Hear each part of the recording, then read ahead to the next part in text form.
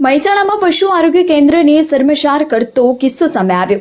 હૈદરી ચોક પશુ આરોગ્ય કેન્દ્ર ખાતે એક્સપાયરી ડેટની દવાઓ મેળવવાનો મામલો સામે આવ્યો। પશુ આરોગ્ય કેન્દ્ર દ્વારા અબોલ મોંઘા જીવોના જીવન સાથે ચેડા કરતો મામલો ચર્ચામાં આવ્યો। જીવદયા પ્રેમીઓ દ્વારા કેન્દ્રની આકસ્મિક મુલાકાત લેતા એક્સપાયરી ડેટની દવાઓનો જથ્થો મળી આવ્યો હતો।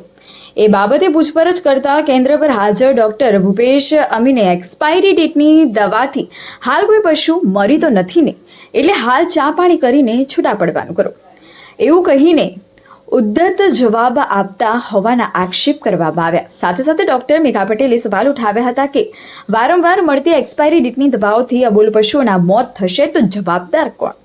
જીવદયા પ્રેમીઓ દ્વારા doctor Sonal Chaudhary, doctor V K Mewada તેમજ ડોક્ટર ભૂપેશ અમીને વિરુદ્ધ મહેસાણા એડિવિઝન પોલીસ સ્ટેશનમાં લેખિત રજૂઆત દ્વારા દોષિતો સામે કડક કાર્યવાહી કરવાની માંગ કરવામાં આવી।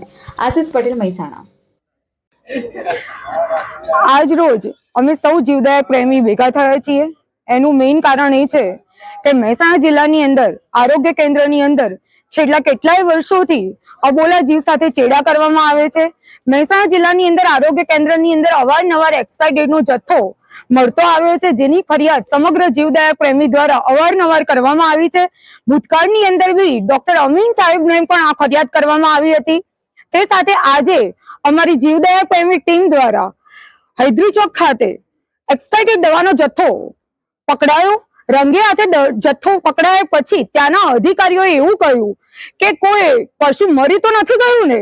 તો શું હું આજે એક જીવદયા પ્રેમી તરીકે અને સમગ્ર જીવદયા પ્રેમી અમે એક પ્રશ્ન કરી રહ્યા છીએ તંત્રને, શું જ્યારે કોઈ પશુ મરી જશે ત્યારે જ આ તંત્ર જાગશે? અવારનવાર વારે ઘડિયા ફરિયાદો પછી પણ આ અમીન સાહેબ, ડોક્ટર શ્રી, અધિકારી શ્રી કેમ ઊંઘમાં છે, કેમ ઘોર નિંદ્રામાં છે?